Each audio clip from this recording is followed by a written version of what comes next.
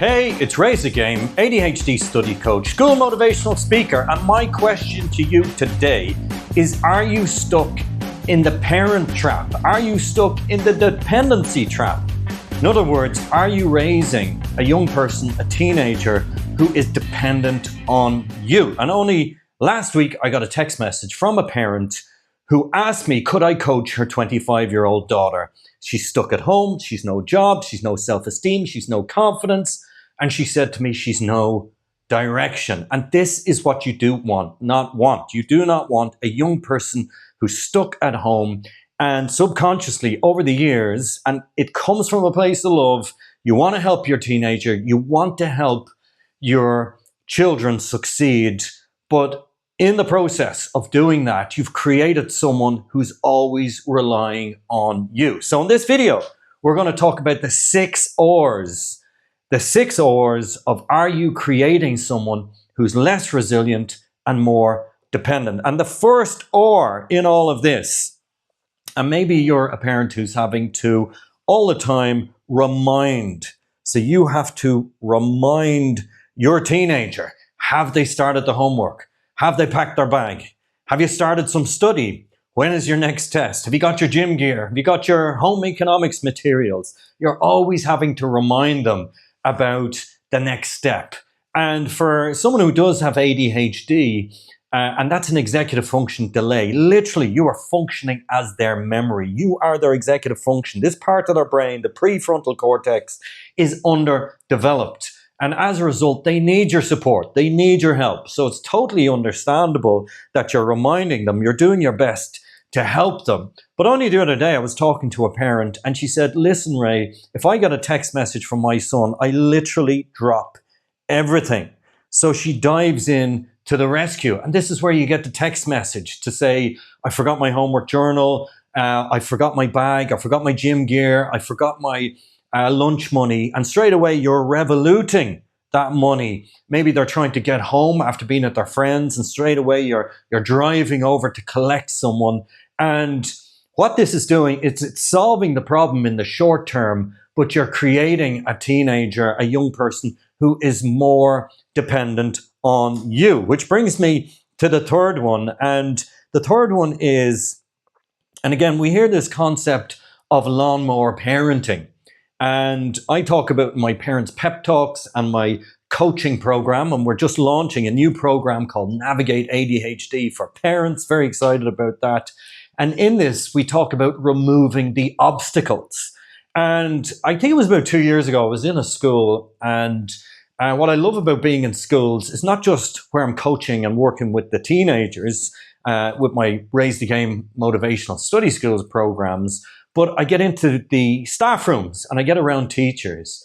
And I always ask teachers, what's the biggest problem that you're ironing out right now? One day, a teacher said to me, honestly, she said, it's parents. I'm having to getting emails and messages all the time from parents saying, please don't ask my daughter to speak out in class. And I get it. I totally understand. I mean, if you've got a teenager with high anxiety, one of their big fears is speaking out in class. And if you've got dyslexia, and I work with a lot of students who have dyslexia, you have a fear, a pathological fear of reading out. So a lot of these young people are masking in school. So it is a problem. But the big challenge is that if you're sending in an email because your son or daughter has forgotten to do a project or forgotten to do their homework, or you're writing a note for them to get out of class on a Friday, or you are contacting the school, asking them to not ask your son or daughter to read out or to speak,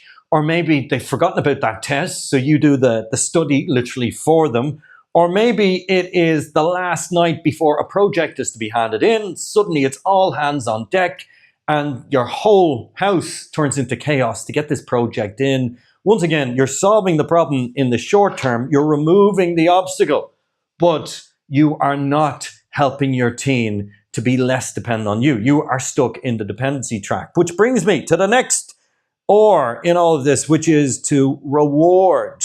So I get it. So with a lot of parents, you're trying everything in your toolkit to negotiate with your teenager. So you say things like, well, if you get your homework done by this time, I'll give you, the PlayStation. If you get, H1s or H2s or distinction or merits in your junior cert or leaving cert, I'll pay for your leaving cert holiday. I will give you money. And one of the big things, money for grades. That's another thing. So you're trying to bribe almost your teenager. There's a lot of rewards going on. And there's a challenge with that. And one of the big things that I teach in my programs is self-motivation. And for ADHD, being able to self-motivate is a challenge. And I am in favor of certain types of rewards, but when it's built around structure. So one of the things we need, and a big thing that I've introduced in my coaching programs, is the family contract. So last year I had one student, I won't say his name, let's just say it begins with J. I'll call him John, it's not his real name. So John would come home from school and the agreement was he handed up his phone between 5 and 6, he did his homework, and then he got to get on his PlayStation between 7 and 8 that night. And that is not, now we've turned that reward into, it's an expectation that you do your homework and then you've earned that privilege. So I prefer that we've set the game up, that not in terms of rewards, but in terms of the fifth R, which is responsibility. And what we have to make very clear with teenagers is there's certain expectations, but also you've responsibility. And a big part of their responsibilities is to do your homework, is to study for an exam, is to be able to do certain tasks. Every teenager needs a job. Recently, I was listening to the ADHD Parenting Podcast, an amazing podcast, and they were talking about jobs for teenagers. So certainly in your house, someone should have the job of taking out the bins. Someone else should have the job of cleaning up after dinner. Everybody needs a job. These are responsibilities. And when it comes to school, one of my big messages with the Raise the Game Motivational Study Skills program and in the Navigate ADHD coaching program for parents is all about responsibility. And for teens, they'll get into the blame thing. Well, it's my teacher's fault. Or the teacher didn't send out the homework. I didn't see it. So everyone's looking for excuses. Well, no, it's actually responsibilities. And your schoolwork is your responsibility. So how do we do that? Well, in the coaching program, this is where we come up with the family agreement. And a big feature of our coaching is to transfer responsibility to the teenager. How do we do that? What I call micro ownership moments. It's all about creating ownership, and we do that over time. And as your teenager progresses from 13 to 14 to 15, right up to 18, they take control. They actually take ownership. And ownership is what creates the motivation. Which brings me to the last R in all of this, is that as you transfer responsibility, as they take more ownership, in effect, what we're building is resilience. And what I'm seeing with a lot of young people is they're struggling in terms of coping skills. They're struggling. And this is where some people say this is the snowflake generation. This generation can't handle pressure. Well, if we keep bubble wrapping, if we keep wrapping them up in cotton wool, they won't be able to cope. And that's why it's so important that instead of when you see them struggle, for most parents, what they do is they dive into the rescue and then you solve the problem. And in the short term, this actually fixes everything. But what you're doing is you're creating a teenager who's dependent and lacks resilience. So my encouragement to you, your new formula is to step back, give them the space, and that way then they will step up. Do not steal their struggle.